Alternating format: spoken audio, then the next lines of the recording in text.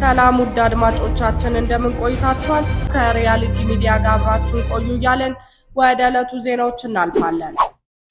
ታዋቂው አክቲቪስት ጀዋር መሐመድ በጠቅላይ ሚኒስትር አብይ አህመድ ባለፈው ሰኞ ጥቅምት 17 2018 ዓ.ም ለተወካዮች ምክር ቤት ባቀረቡት ስድስተኛው ዓመታዊ ሪፖርት ላይ አስመልክቶ የባህር በር ኢትዮጵያ ማግኘት አለባት በሚል አጽንኦት ሰጥቶ ይነገር የነበረውን በተለይም ባለፈው ማክሰኞ የበለጠ ጎልቶ የተጠቀሰውን ጉዳይ አስመልክቶ የተሰማውን ስሜት እንዲህ አጋርተዋል። ተከታተሉት። የኢትዮጵያ ኢኮኖሚና ጸጥታ ጥቅሟን ለማሟላት የራሷ ወደ መሻት ተገቢ ነው ይላል ጀዋር መሐመድ። አሁን ተገቢ ነው ብሎም ራሱ ይመልሳል። ነገር ግን አብይ የተከተለው ጊዜና አቅምን ከግምት ያላስገባና በመሰለ ዲፕሎማሲያዊ ስትራቴጂ ያልተመራ አካሄድ አይደለም አሁን ሊያሳካ ወደፊትም ሀገራችን የወደብ ፍላጎቷን ለማሟላት ያላትን እድል ያጠበበ ነው ይላል። ጎረቤቶቻችን ጋር አላስፈላጊ አምባጓሮ ውስጥ በማስገባት አቅመ ፈርጣማ ሀገራትን ወደ አካባቢያችን እንዲጋበዙ በማዳረግ ከበባ ውስጥ እየከተተን ይገኛል። ለምሳሌ በሶማሊላንድ ወደብ ለማግኘት ያደረገው ፕላን አልባ ሙከራ በእንጭጭ ከመቀጨት አልፎ ሶማሊያ የባህር ሀብቷን ለማስጠበቅ ቱርክን በረጅም ጊዜ ሊዝ እንድትጋብዝ ምክንያት ሆኗል። ዋና ባላንጣችን ግብፅም ወታደሮቿን እንድታሰፍር አድርጋለች።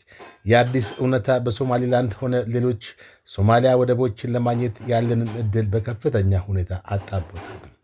በሶማሊላንድ ውዝግብ ወቅት የአሸማጋይነት ሙከራ ስታደርግ የነበረችው ጅቡቲ ኢትዮጵያ የታጁራን ወደብ በረጅም ጊዜ ሊዝ እንድትጠቀም ሀሳብ አቀረበች። አብይ እምቢ አለ። ጅቡቲም ሳውዲ አረቢያን ጋብዛ ታጁራን በረጅም ጊዜ ሊዝ ሰጠቻት። ወደቡን ሳውዲ ገንብታ ኢትዮጵያ በክፍያ እንድትጠቀም ነው ተብሏል። ያ ማለት በወደቡ የሚደረገውን ወደ ኢትዮጵያ የሚገባና የሚወጣ ጭነት ሁሉ በሳውዲ ቁጥጥር ስር ሆነ ማለት ነው። ልብ አድርጉ። ከላይ የተጠቀሱት አገራት በቀይ ባህር እና ህንድ ውቅያኖስ ላይ ከኢሚሬት ጋር በከፍተኛ ፉክክር ውስጥ ያሉ ናቸው። ኢሚሬት ወይም ዩናይትድ አረብ ኢሚሬት ፈጽሞ በቀይ ባህር ወደቦች ላይ ቁጥጥር እንዳይኖራት የሚሰሩ አገራት ናቸው። በአብይ የምትመራው ኢትዮጵያ ደግሞ የአረብ ኢሚሬት ተቀጣይ ጉዳይ አስፈጻሚ ወይም ፕሮክሲ ሆናለች።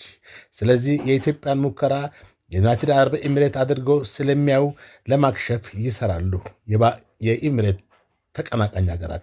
እስካሁንም አብይ ያደረገው የልጅ ጨዋታ ለዚህ ዓላማቸው እጅግ ጠቃሚ ነበረ።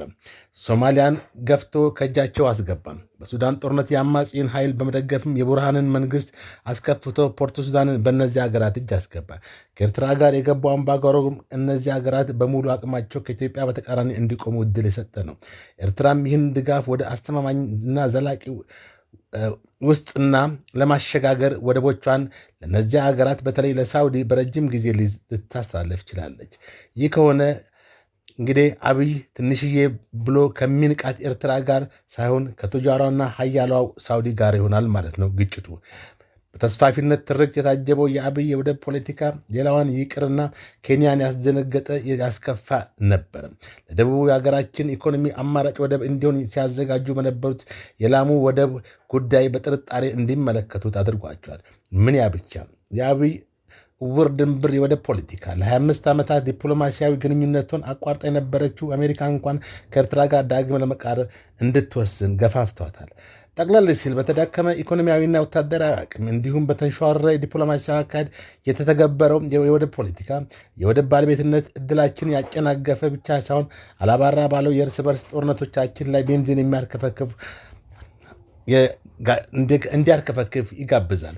እንዲሁም የዲፕሎማሲያዊ መገልገልን ያባብሳል። አክሳሪ አካሄድ ነው። ከአብይ ጠባጫርነት በፊት ባለወደብ ጎረቤቶቻችን እያወዳደርን የተሻለ ዋጋና አገልግሎት የሚሰጡንን እያማረጥን መጠቀም እንችል ነበር። ዛሬ ግን አብይ ጉዳዩን ሴኩሪታይዝ በማድረግ ሁሉም ጎረቤቶች በስብሰባ በራቸውን እየዘገቡብን አማራጮችን ከጊዜ ወደ ጊዜ እየጠበበ ነው። አብይ ይህ አካሄድ በሱ አገዛዝና በአገሪቷ ላይ ያደረሰውን ኪሳራ አምኖ የእርምት እርምጃ ከመውሰድ ይልቅ አሁንም በጥፋት መንገድ ለመቀጠል ይደነፋል። አብይ የወደብ ፖለቲካውን የሚነዛው እውነትም አገራችንን የወደብ ባለቤት ያደርጋል ብሎ ስለሚያምን እንዳልሆነ አካሄዱ ግልጽ ያደርገዋል።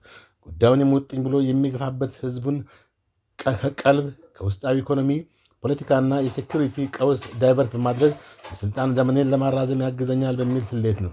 ውጤቱ ግን በወደብ አልባዋ አገራችንና የወደብ ባለቤት በሆኑ ጎረቤቶቻችን መካከል ዘመን ተሻጋሪ ቁርሾ በመፍጠር መጪው ትውልድና አመራር እንኳን በሰከነ ዲፕሎማሲያዊ መንገድ የሚያቀርቡትን የወደብ ጥያቄ በስጋትና ጥርጣሬ እንዲታይ የሚያደርግ ጋሬጣ ጥሎ ያልፋል። ለዕለቱ የያዝናቸው ዜናዎች እነዚህ ናቸው። ከሪያሊቲ ሚዲያ በሌሎች ዜናዎች እስክንመለስ ድረስ ሰላም ቆዩን እያለን የሪያሊቲ ዩቲዩብ ቻናልን ሰብስክራይብ በማድረግ አዳዲስ ዜናዎችንና ትንታኔዎችን ያገኙ እያለን ሰላም ቆዩን።